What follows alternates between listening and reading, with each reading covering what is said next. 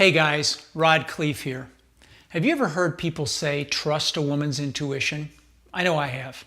So what is intuition? Webster says intuition is the ability to understand something immediately without the need for conscious reasoning. Wikipedia says intuition is the ability to acquire knowledge without proof, evidence, or conscious reasoning, or without understanding how the knowledge was acquired. I think intuition is the ability to make distinctions and determinations with microdata. Everybody has gut feelings. You experience something and you have a knowing about something without really knowing. And it's not logical, but still regularly very accurate. You meet someone and subconsciously and very subtly and sometimes strongly even, you feel a certain way about that person. Intuition is a subconscious gift that we're all blessed with, that when developed and used can greatly improve your relationships and your success in business. Steve Jobs was quoted as saying, intuition is more powerful than intellect. Our brains are processing information even when we're consciously distracted. Scientists have even discovered that our brains sometimes remember information better while we're distracted. Our intuitive brains are still taking in and processing information even when we're thinking about something else. It's amazing. When you're facing a problem, it can be very helpful to think about potential solutions to the problem, then stop and focus on other things for a while. This gives your unconscious mind the ability to process and filter through the problem while you're consciously focused on something else. When you come back to the problem, the first potential solution that comes to mind is typically what your unconscious mind has come up with. I'm sure this has happened to you. I know it happens to me all the time. I actually make myself do it sometimes. Or I'll go to sleep with a problem in the middle of the night or early morning. I wake up with potential solutions to that problem. I always have a legal pad of paper and pen in my nightstand, and I regularly fill the whole thing up through the night. And these are regularly my best ideas for the things I want to work on or solutions to problems. There've also been several scientific studies regarding REM sleep, that's rapid eye movement sleep, where people were given problems. Some of the people were allowed to sleep overnight, and others were given the problems in the morning and had to come up with the solution in the evening. Twice as many people that were able to sleep on their problems solve the problem versus the ones that just had the day to dwell on it.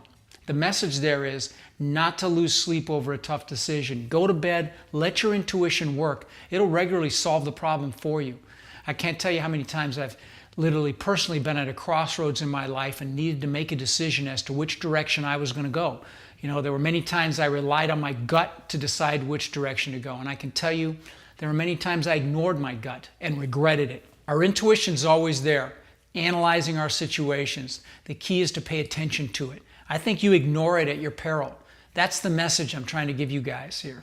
Is to develop that intuition, develop it and rely on it once it's developed. Let's speak specifically about real estate investing, for example. When I coach people, I tell them, get out there and study deals. Kick the tires on properties. Have lots of deals coming across your desk and develop relationships.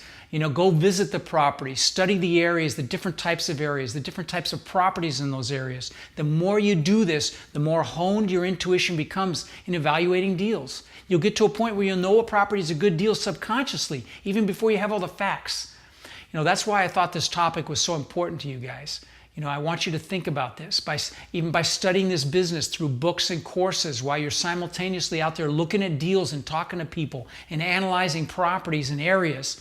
Not only will your competence increase, which will increase your confidence, you'll be honing and improving your intuition about this exciting field. Honestly, the same process applies to any other type of business. Study it and your intuition will develop. Study the market regarding a particular business. Study the competition and your intuition gets better and better.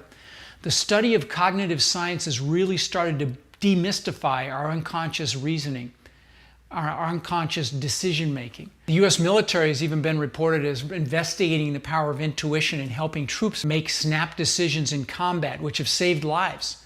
So how else do you develop intuition? I think one way is to self-actualize. Socrates said a life unexamined is a life not worth living. I totally believe you should regularly examine your life and get more in touch with who you really are.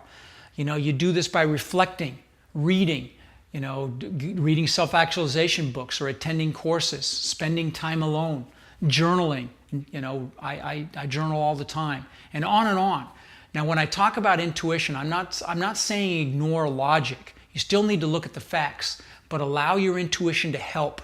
It's really a balance. People that are intuitive also take time for themselves. They spend time by themselves. They reflect.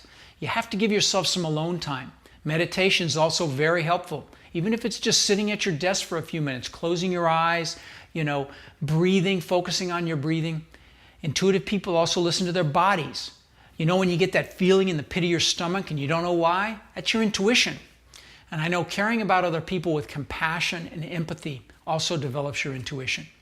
If you're always running, a million miles an hour, multitasking all day long, continually stressed and basically always busy, you won't develop your intuition. You need to take breaks. Be by yourself. Reflect. Be in the moment.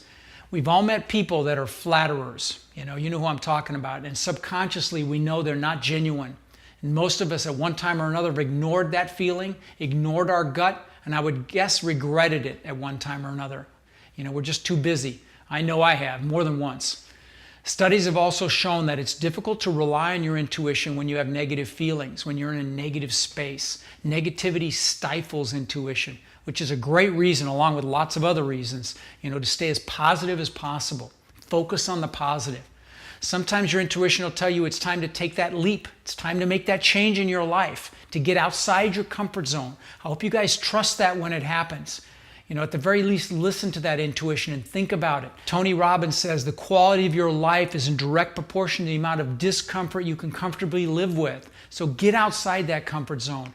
Don't dismiss your intuition when you're being pushed. Many of you are thinking about getting into real estate or moving into larger properties or maybe buying your own business, starting your own business. Once you have all the facts, allow your intuition to play a role in the decision. Sometimes you'll be afraid to make a decision. You might consciously attribute it to your intuition when it's really just fear. That's why it's important to think, and assess your thoughts when that happens, because sometimes you'll hesitate from taking action because of fear of rejection or fear of failure. And it's also important to recognize that it's fear at that point, not your intuition. I think it's important, especially as it relates to trying something new or anything that you're hesitating to do, to take action for a while before you make a decision, to stop from fear. Because, like I said earlier, make sure you have all the facts. Don't let your fear, which you may incorrectly think is your intuition, stop you until you've at least taken some action and tried it. I'm speaking particularly about achieving goals or taking action towards new endeavors, to forward yourself. Don't stop before you even start. At the very least, take some action first. Another place to trust your intuition is when something bumps up against your integrity.